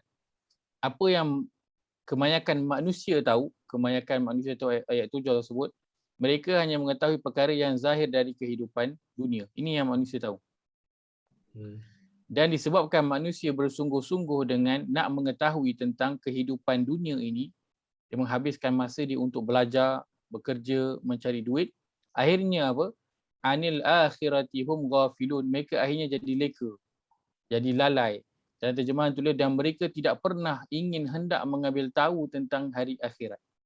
Sebab apa? Sebab dah sibuk dengan bagi perhatian kepada hayatid dunia. Masa 24 jam kita, mana yang lebih dihabiskan? Pada hayatid dunia ataupun kepada akhirah? Hayatid dunia. Janganlah jawab. Itu soalan jawab diri sendiri, saya jadi enggan pula soalan tu dijawab. Umur kita 20, 30, 40, 50 tahun. mana kebanyakan masa yang telah kita habiskan? Hayati dunia ataupun akhirah? Dunia Ustaz. Allahu Akbar. Maka Allah sebutkan itulah dia realiti kebanyakan aksarun nas, kebanyakan daripada manusia. Dia memang akan beri perhatian kepada kehidupan dunia. Daripada sekolah rendah, daripada masuk menengah, dah dirancang, dah plan dah. Aku nanti nak kerja apa? So bila plan dah nanti, aku nanti nak kerja apa, mula daripada situ dah tahu. Okay, aku nak ambil aliran apa, lepas ni nak sambung apa dah plan. Sebab nanti nak kerja apa. Dan nak habis belajar dah tahu dah nak apply kerja apa, dekat mana dan sebagainya. Dah plan 10-15 tahun ke depan. Kan? Nak jadi pakar, nak pendapatan berapa, dah dapat gaji, dah siap plan. Nak beli rumah apa, kat mana, kereta apa, semua dah plan. Jadi masanya dihabiskan untuk beri perhatian kepada hayati dunia. Dan kita telah sebutkan pada perkataan ya'lamun. Ya'lamun terjemahannya mengetahui. Tapi dia bukan saja mengetahui, maksudnya apa? Nak tahu tu kena lalu proses belajar, kan? Maksudnya Allah nak kata apa? Kebanyakan manusia itu dia belajar sampailah dia tahu tentang semua tentang zahir kehidupan dunia, semua dia tahu. Bermula daripada masuk darjah 1 umur 7 tahun sampai dia habis grad mungkin degree umur 25 tahun. Dia penuhkan untuk belajar. Tapi belajar apa? Belajar dunia. Akhirnya mula kerja umur 26 sampailah nanti dia bekerja sampai umur berapa? 55 tahun ke, pencen awal, pencen lambat ke. Pengetahuannya yang dia dah belajar tu digunakan untuk apa? Dunia. Maka itulah Allah sebutkan kebanyakan manusia sifatnya begitu. Dan sudah semestinya kita tak nak jadi seperti kebanyakan manusia. Kerana inilah menyebabkan mereka menjadi leka, ghafilun, lalai daripada hari akhirat. Kerana masanya semua sudah diperuntukkan untuk belajar tentang, untuk tahu tentang kehidupan dunia. Hingga tak ada masa dah nak ambil tahu tentang akhirat. Sedangkan dia lupa kepada akhirat tu nanti akan beri kesan buruk tak kepada dia? Dia akan sudah pasti beri kesan buruk kepada dia. Maka inilah penyebab manusia itu menjadi lupa. Kerana dia menghabiskan masa dia menghabiskan umur dia untuk dia belajar sampai dia tahu mengenai kehidupan dunia.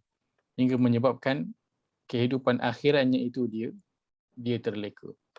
Kita tak boleh nak kata saya ni dunia pun ambil, akhirat pun ambil. Kan? Saya ni seimbangkan dunia akhirat. Kan? Kalaulah kita berpendapat sebegitu, kan? Seimbang dunia akhirat. Kita duduk sekejap dan kita fikir. Adakah betul kita menyeimbangkan dunia dan juga akhirat? Adakah betul dakwaan kita seimbangkan dunia dan juga akhirat? Soalan asas yang pertama je, masa kita seharian lagi banyak mana kita habiskan? Kita habiskan equal ke? Kalau kita habiskan untuk pekerjaan kita 6 jam, adakah kita habiskan 6 jam juga untuk akhirat kita? Untuk solat, untuk zikir, baca Quran, buat baik, tolong orang dan sebagainya? Kalau tak sama, maknanya ayat seimbangkan dunia akhirat itu hanya nak sedapkan diri je, nak sedapkan hati, itu saja. Dia bukan kaulan sadida. Dia bukan perkataan yang tepat dan juga benar. Kenapa? Kerana Allah tahu kan, dalam hati manusia tak boleh ada dua. Dalam diri manusia tak boleh ada dua hati.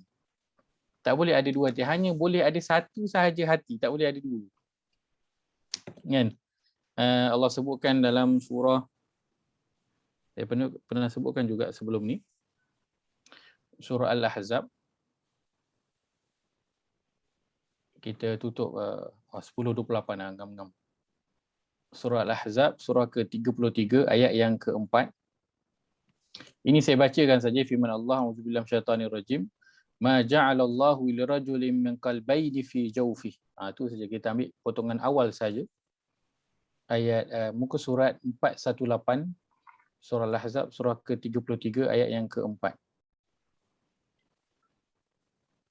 Terjemahannya, Allah tidak sekali-kali menjadikan seseorang mempunyai dua hati dalam rongga dadanya, qalbain, dua hati. Secara asasnya manusia ada tak dua hati? Ada orang ada dua hati ke ada satu je hati? Satu je lah. Ada Yang satu kahwin hati. dua tu Ustaz. Satu, satu hati. Satu jantung je ada. Empat Kan? hati dia Ustaz. Itu buah hati. Buah hati lain. Maka Allah kata dalam rongga manusia itu tak ada dua hati. Hanya ada satu saja. Secara fizikalnya memang Allah bagi kita ada satu saja hati. Itu secara fizikalnya. Secara maknawinya, secara tersiratnya ialah tak boleh ada dua kecintaan dalam satu hati. Satu mesti akan lebih daripada satu. Kalau seorang itu cinta kepada dunia, maka cinta dia kepada akhirat pasti akan berkurang. Pasti akan hilang. Kalau dia cinta kepada akhirat, maka dunia akan berkurang dalam diri dia. Jadi janganlah kita mempertahankan dunia dan akhirat itu kita cuba nak seimbangkan. Takkan boleh seimbang. Kerana dunia ini pada mata Allah adalah apa? Tidak ada nilai walaupun sebesar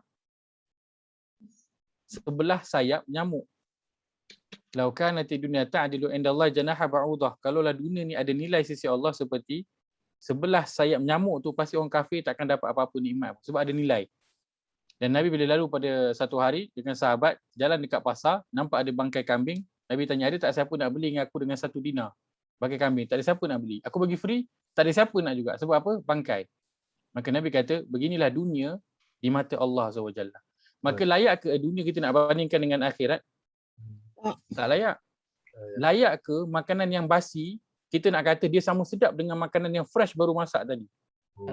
Sudah tentu tak layak. Tak sama. Tak sama. Masuk pertandingan, satu suka nasi basi, satu lagi suka nasi baru goreng tadi. Sasa nasi yang baru, goreng tu akan menang walaupun tawar. Tetap akan menang. Sebab apa? Nasi basi memang tak ada nilai. Untuk manusia tak boleh makan. Maka mana mungkin nak samakan dunia dan juga akhirat? Tak boleh.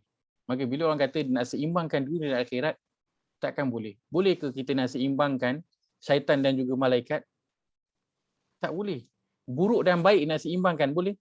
Tak boleh. Maka tidak akan ada dua kecintaan dalam hati seseorang. Begitu juga Ajan dah sebutkan, kalau orang ada isteri 2, 3, 4, dia nak kata isteri dia dekat sayang semua sama rata, takkan boleh. Dan memang itu pun Allah sebutkan dalam Al-Quran. Tak boleh kahwin lah sebab tak boleh adil. Memang takkan boleh adil. Kalau cuba nak adil, memang takkan boleh nak adil. Itu yang Al-Quran sebutkan. Kerana tak boleh ada dua kecintaan. Maka inilah penyebab manusia itu menjadi orang yang lupa, nasia. Dan akhirnya dia dilupakan oleh Allah SWT. Kenapa? Dia beri perhatian kepada dunia dan dia disedapkan kan, dalam diri dia, tak apa. Kan, kau seimbangkan dunia akhirat. Nanti kau kerja banyak cik duit, nanti kau infak lah, kau tolonglah orang. Kalau sempat dan kalaulah niat dia tu Allah jaga. Kalau tak, habislah kan. Sia-sia masa yang telah, umur yang telah diperuntukkan untuk kehidupan dia. Tak dan nak kumpul duit sebab nak tolong orang dah meninggal. Apa persiapan yang dia dah lakukan? Tak sempat nak buat apa-apa. Ustaz nak tanya sikit Ustaz. Saya pun nak tanya juga. Ini lain sikit lah. Pasal satunya, kan sistem pembelajaran kita tu buatkan orang lupa juga. Sebab kan masa di alam rahim ke di alam gaib kan kita ada janji dengan Allah. Tapi kita lahir-lahir kita tak tahu pun kita ada janji tu. Pendekatan nak beritahu kita janji, perjanjian kita dengan Allah, masa Allah nak bagi kita rezeki, nak apa semua tu, masa time tu. Kita dah tua baru tahu. Itu sebab banyak orang lupa pada Allah. Kalau daripada kecil kita diperingatkan dengan janji kita masa di alam rahim. Kadang kita terfikir masa dulu-dulu kan, bila pula masa kita berjanji kan. Ada juga soalan macam tu kadang terkeluar tapi tak elok lah kan. Itu biasalah. Memanglah kita lupa apa yang kita dah sebut dulu. Macam saya sebutkan lah tadi kan, apa yang kita dah makan 3-4 hari lepas pun kita lupa. Apa yang 2 tahun, umur kita 2 tahun, kita ingat tak apa jadi umur kita 2 tahun? Tak ingat. 3 tahun ingat, 2 tahun 3 tahun ingat, sebelum tu 2 tahun, setahun, umur kita 2 4 bulan, 5 bulan, ingat tak? Tu tak tahulah. Kita Tapi tak, masa kita memang tak ingat. Maka itu Hmm. janji je. Nanti Allah akan tunjuk pada kita nanti janji kita kepada Allah Azza wa Jalla. Soalan ini juga ada ditanyakan kepada Dr. Zakir Naik. Nanti boleh search di YouTube itu tentang soalan. Dan tentang tentang sistem pendidikan kita, maka kita nak tunggu semua betul, itulah mencabar kan. Itu cabaran kita lah. Maka apa yang boleh kita lakukan, kita buatlah bahagian kita. Maksudnya apa? Kalau kita dah terlepas, jangan biarkan keturunan kita juga terlepas.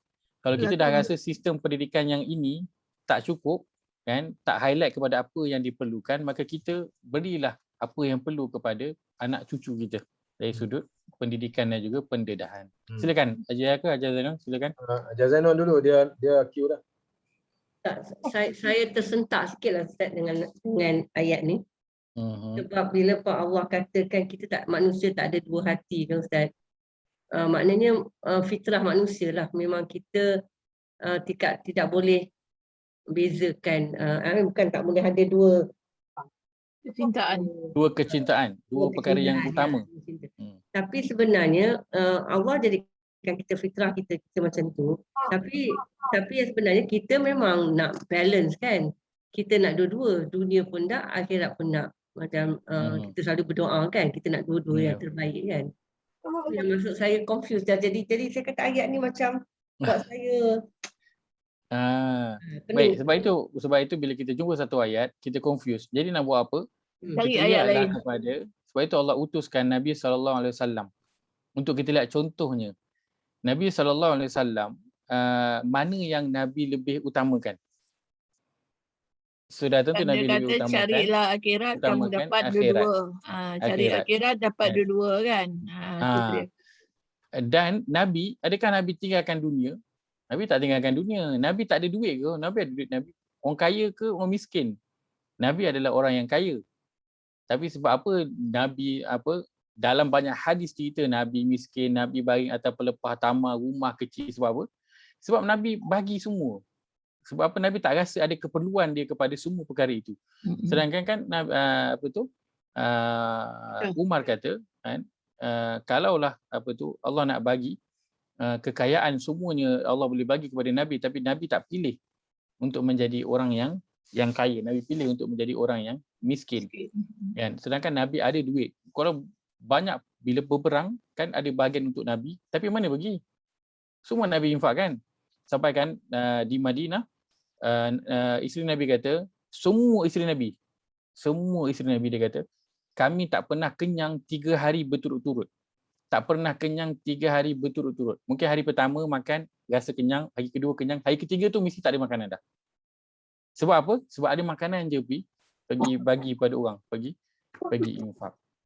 Maka begitu juga yang Haji Nuriyah sebutkan dalam hadis, Nabi SAW banyak sebutkan. Kalau kita bagi perhatian kepada dunia, Nabi SAW sebutkan, man kanati dunya hammahu.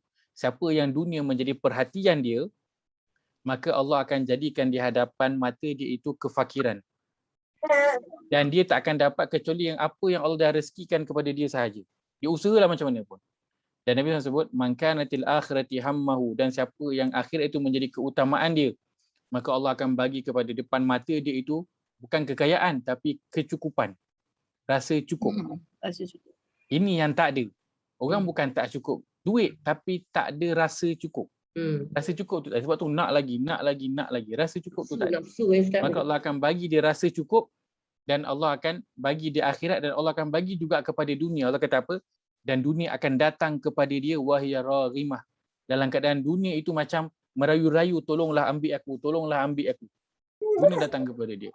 Dia bagi perhatian kepada dunia ke akhirat, bagi perhatian kepada akhirat. Maka tak perlulah takut kepada tak ada rezeki di dunia, kan? Sedangkan yang suruh mencari akhirat itu adalah Allah Azza wa Jalla. Allah tak mungkinlah nak mesisiakan orang yang beriman kepada dia.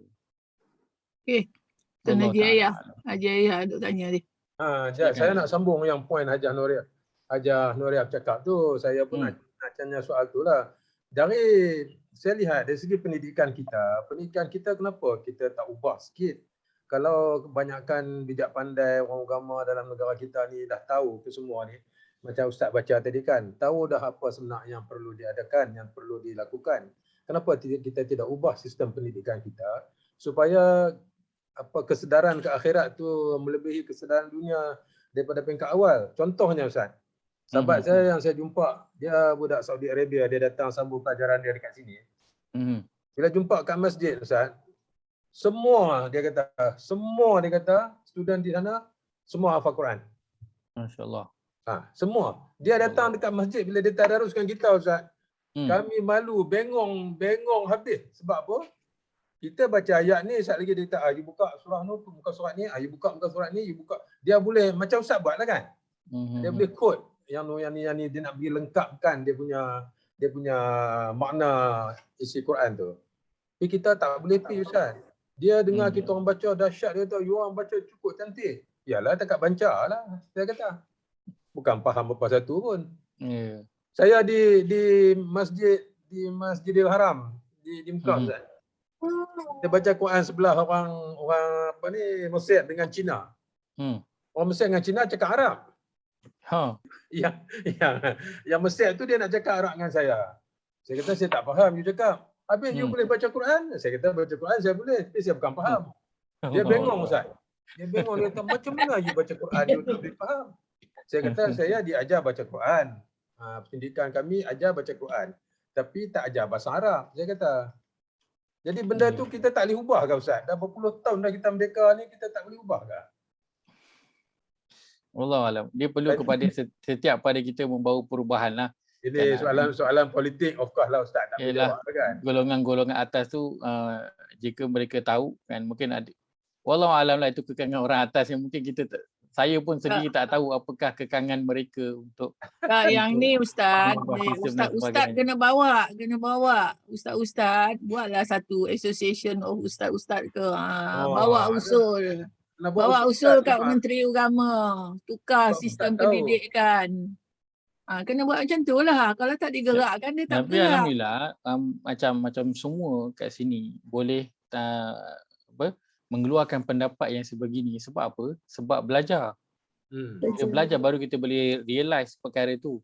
Orang yang kalau dia tak belajar, dia tak ada ilmu mengenai perkara tu, dia tak nampak apa yang orang belajar nampak. Jadi bila kita sebutkan tu yang terbangkang, yang tidak, soalan yang basic akan tanya nak makan apa, nak kerja apa, habis takkan semua jadi ustaz. Habis tu macam mana kan? So sebab apa? Tak nampak. Sebab tak nampak. Sebab apa tak nampak? Tak ada ilmu mengetahuinya. Kita boleh keluarkan pendapat yang begini sebab kita dah belajar, kita boleh nampak apa yang sepatutnya. Tapi kawan dia tak nampak, dia susahlah nak menerima. Kan, nak suruh bagi perhatian pada agama kita macam mana, tapi takkan semua nak semayang je, takkan semua nak baca Quran je, habis kita nanti negara tak majulah kan. Sedang ramai je banyak ini bau agama itu kalau dia fikir macam tu, makna kata dia tak pernah tak dapat lah. Itulah saya kata tak ada pengetahuan tentang itu menyebabkan orang tak boleh nak terima, tak boleh nak terima kan. Saya ingat Ustaz kena masuk dalam komiti ni lah. Tapi ni belum lagi ni Ustaz. Ni baru nak bawa. Ni baru nak bawa ni. Sebab apa? Saya boleh pergi cakap. Tapi saya tak boleh quote. Ustaz cakap, rojok ayat ni. Kena 10 ayat, rojok Ustaz. Bengong dengan pengurusi kali bengong.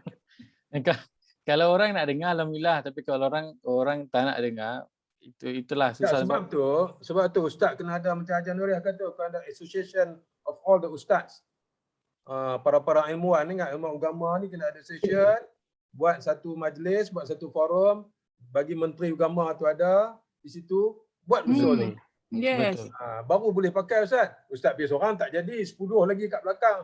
Tunggu nak bantai Ustaz. Ni esok semua nak jadi Ustaz, nak jadi tu. Tapi kalau Ustaz pergi satu grup. Ustaz, budak yang dari Saudi Arabia tu, dia datang sini dia belajar komputer. Dia balik sana, dia kerja di Riyadh dengan company, bahagian komputer. Dia Quran dia masih hafal. Betul. Quran dia faham makna. Betul. Kita ni kalau buat macam saya buat bisnes kan, apa nak hidup ni, tak ada apa pun, tak faham apa satu pun. Cuma nasib baik tak menipu je. Nasib baik ada kaulan sadida lagi. Nasib baiklah ada juga sikit benda tu, tak menipu, tak duk mengarut, tak ni, tak makan duit orang, tak. Nasib baik. Mungkin sebab tu kot dia bagi peluang join grup ustaz dengan grup Haji Nuriah. Kalau kena saya pun kaki tunggang sama apa saya ingat tak jumpa ni kelas ni. Betul. Saya rasa macam tu Ustaz. Tirwani kata ini adalah hasil pendidikan penjajah yang kita masih laksanakan hingga ke hari ini. Kita kena tukar lah. Tirwani boleh bawa ni, dia cikgu sekolah, pengetua lagi. Masya Allah. Masya Allah. Kesan dia inilah yang sedang kita alami sekarang ni. Betul. Kan? Betul. Orang duk tukarlah berapa banyak kali, contohlah kita katakan pemimpin ke, kan, tetapi yang tak ditukar tu adalah dalaman dia. Mindset. Yang sekarang ni masalah kadang orang tu jadi masalah ataupun pemimpin kerajaan jadi masalah sebab apa? Hilang integriti, betul tak? Hilang integriti. Kan? Integriti itu apa dalam agama sebutkan? Integriti itu adalah takwa. Maka sebabkan tak ada takwa lah sekarang ni, orang semua buat apa yang dia rasa dia nak buat. Sebab apa? Tak ada integriti. Dalam agama sebut tak ada takwa tu. Bila kita sebut tak ada takwa, orang pandang macam apa dia lah bahasa ni. Tapi bila kita sebut tak ada integriti, orang akan macam tak ada integriti. Masalah kita sekarang bukan orang tak ada ilmu. Tapi sebab tak ada iman takwa, tak ada integriti, hilang. Itu sebabkan berapa kali pun tukar pun dia tak boleh nak relate integriti dengan takwa. Saya rasa silibus tu ya ditukarkan Ustaz, senang je. Yeah. Orang yang duk meeting untuk review silibus tu tukarkan.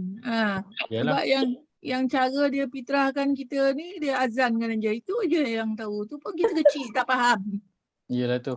Saya sedar ni tahun-tahun yang kita ni pernah berjanji di masa di alam rahim tu, ke dalam alam gaib ke yang kita berjanji? Alam rahim yang alam rahim je.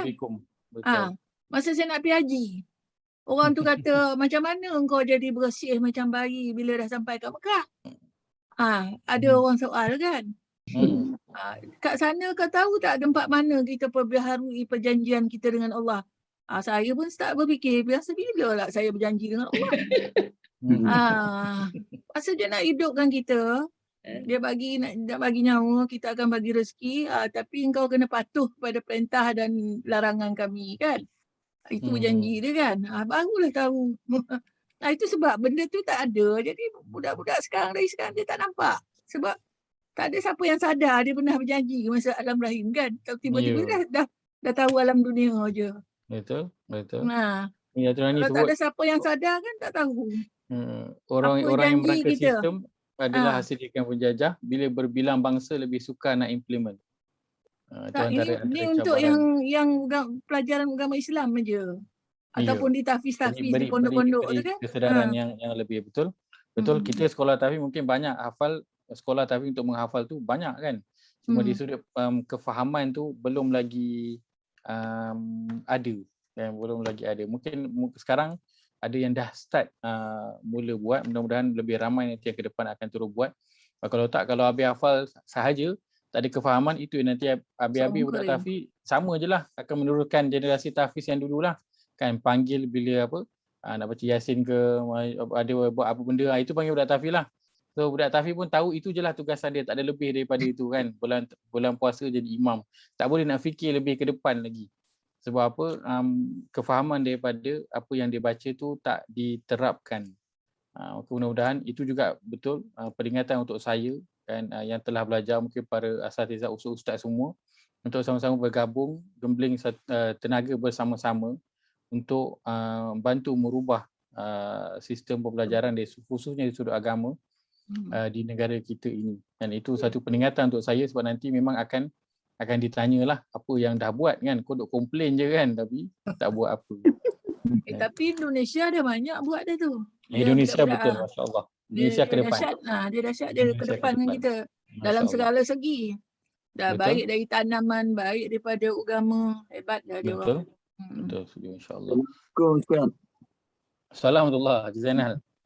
Saya nak join sama kita punya sistem tahu apa ni, Jikof bertahun-tahun ni, tapi setakat sekolah rendah sajalah. Kenapa JKOF tak boleh bawa ke sekolah menengah? Ya, JKOF, Jawi, Quran ni semua tu betul. rendah saja dan N sampai habis Dan sekolah rendah, betul? sekolah menengah. Apa ni silibus JKOF tu. Betul. Ya. Betul? Dia panggil Setuju, Jacob setuju. sekarang ya. Setuju.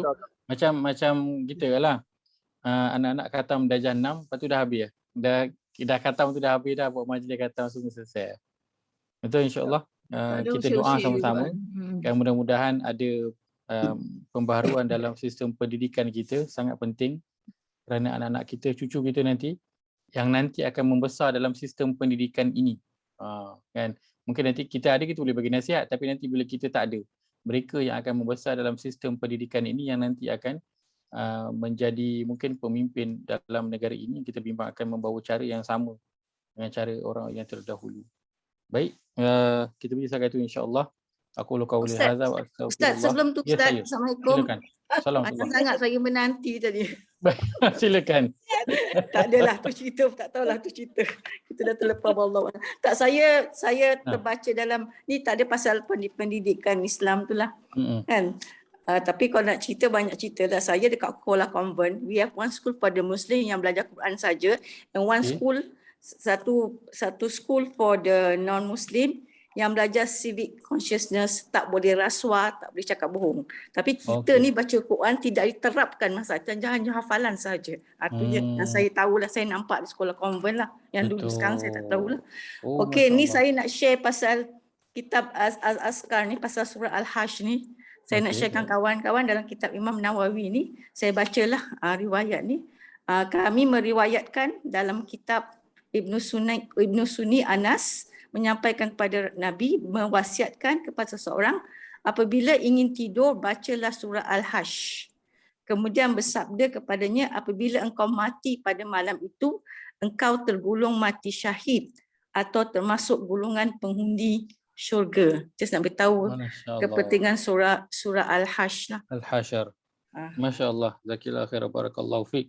Yang kita baca, soalnya kita baca Al-Mulk dengan juga As-Sajdah. Ini disebutkan dalam kitab Al-Azkar. Nabi SAW juga baca Al-Hasyr sebelum tidur. Kan ada lagi surah apa? Surah Al-Isra' pun Nabi baca sebelum tidur juga. Banyak rupanya Nabi baca.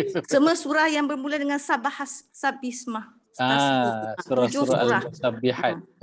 7 surah Musabbihat yang mula dengan kalau tak dapat baca habis pun Ustaz saya yang lain tu pesan baca satu ayat pun tak apa. Daripada 7 surah Sabahas. Betul. Kalau surah Al-Alaq tu hafal lah dia kata. Ya. Masya-Allah. Terima kasih semua. Saya harapkan, saya kira semua dalam ini sangat memberi perhatian kepada masalah-masalah yang berlaku, khususnya pendidikan di negara kita ini. Dan mudah-mudahan ada orang yang cakna, orang-orang yang risau ini, Allah akan membantu sistem pendidikan ini agar ia mengikut apa yang Allah dan juga Rasul hendak terapkan kepada setiap Muslim, insya-Allah. Baik, mungkin kalau ada bincangan nanti kita akan sambung pada sesi yang depan, insya-Allah. Mungkin tim Ustaz aja boleh buat dah. Allahu Akbar. Boleh bawa. Tim Ustaz kan ramai dengan Tuan Bazrul sekali. Kena bergabung-gabung, insya-Allah. InsyaAllah. Baik, qauli hadza wa astaghfirullahal azim li wa lakum. Allahumma ij'al hadza jama'ana jam'an marhuma wa tafarruqana min ba'dihi tafarruqan ma'suma. اللهم إنا نعوذ بك من علم لا ينفع ومن قلب لا يخشع من نفس لا